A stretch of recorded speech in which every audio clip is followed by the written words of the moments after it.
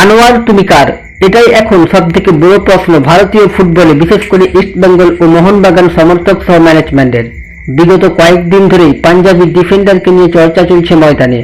Punjab FC থেকে লোনে মোহনবাগানে 5 বছরের জন্য সই করেন আনোয়ার আলী, কিন্তু গত 11 জুলাই ইস্টবেঙ্গলের এক কর্তা চণ্ডীগড়ে গিয়ে আনোয়ারকে সই করান বলে জানা গিয়েছে। তবে আইনি জটিলতা থাকার কারণে আনুষ্ঠানিকভাবে নাম ঘোষণা করতে পারছে না ইস্টবেঙ্গল। এরই মধ্যে জানা গিয়েছে মোহনবাগান আনোয়ারকে ইমেল করে জানিয়েছে 29 জুলাই দলের প্র্যাকটিসে যোগ দিতে। তাদের দাবি, আনোয়ারের সঙ্গে তাদের লোন চুক্তি অব্যাহত রয়েছে, কারণ ফিফার নিয়ম এখনো কার্যকর নয়। ফিফার নিয়মে রয়েছে 4 বছরের লোন নয়, বরং লোনের মেয়াদ 1 বছর হতে হবে।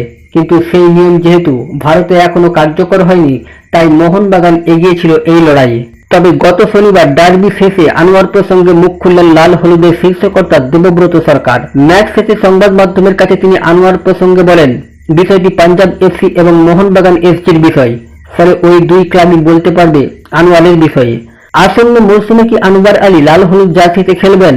এই প্রসঙ্গে দেবব্রত সরকার বলে, সেটা ভবিষ্যৎ বলবে আনোয়ার কোন দলের হয়ে খেলবে।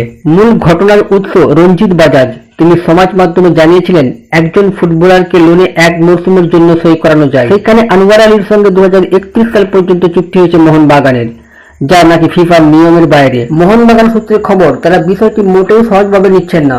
বিষয়টি নিয়ে আবেদন করতে পারে AIFF এর প্লেয়ার স্ট্যাটাস কমিটিতে। কলকাতা লিগে আনোয়ারকে খেলানোর জন্য IFF এর কাছে নথিভুক্তের আবেদন করেছিল মোহনবাগান, কিন্তু IFA জানিয়েছে PSC অর্থাৎ প্লেয়ার স্ট্যাটাস কমিটি সিদ্ধান্ত না জানানো পর্যন্ত তারা নাম নথিভুক্ত করবেন না। এবার আনোয়ার কোন দলের হয়ে খেলেন সেটাই দেখার।